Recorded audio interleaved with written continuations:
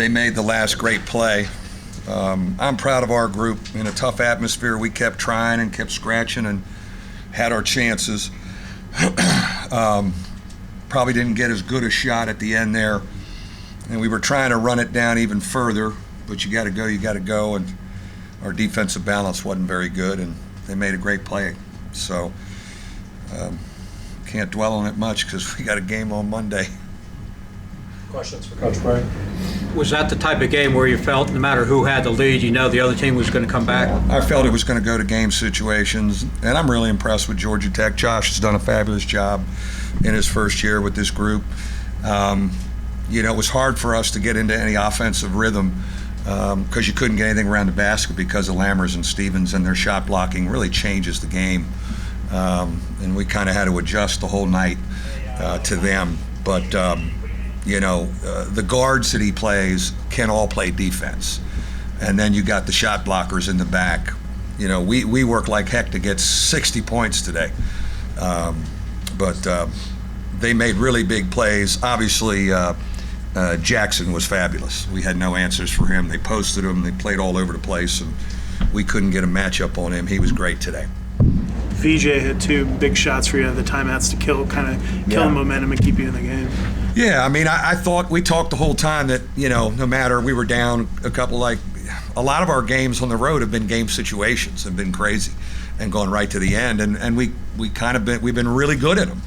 And so we kind of believe we're going to always have a chance. And I love that our group gave us a chance, making some big plays. And we really got some key defensive stops there, probably from 5 minutes on. We just couldn't make the last play like we had done in a couple other games when we got out. When we won those 5 games to start league play, every one of them was like this, only we stole them. They got it today. They deserved it today. They played better longer. Defensively, Tech had a hard time keeping in front of Farrell, and that really set up some good shots for you. Yeah, and that's what we wanted to do at the end. This was a lot like the end of the Pitt game, the other games where we get a ball screen for Matt and let him go and make a decision. They really kind of hugged our shooters, so he had to shoot a floater. It wasn't a great shot, but it's one he hits, and you kind of like that he had the gumption to take it.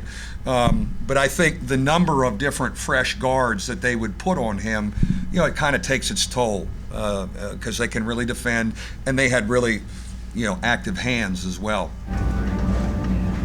Was Vesturia, was Hayward giving him trouble, or was just not as aggressive looking for? I got to look at that. That's it's probably the poorest Steve has played in 2 years.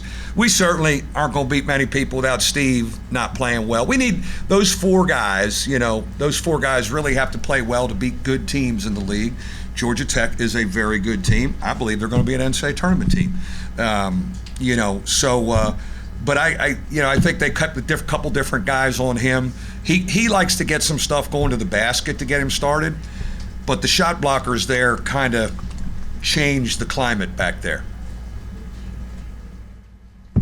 Can you just elaborate on how Lammers, really makes it tough for you guys? Yeah, he's really a gifted young man. What do you have? 3 blocks? It felt like he had 10 blocks. He changed another 10.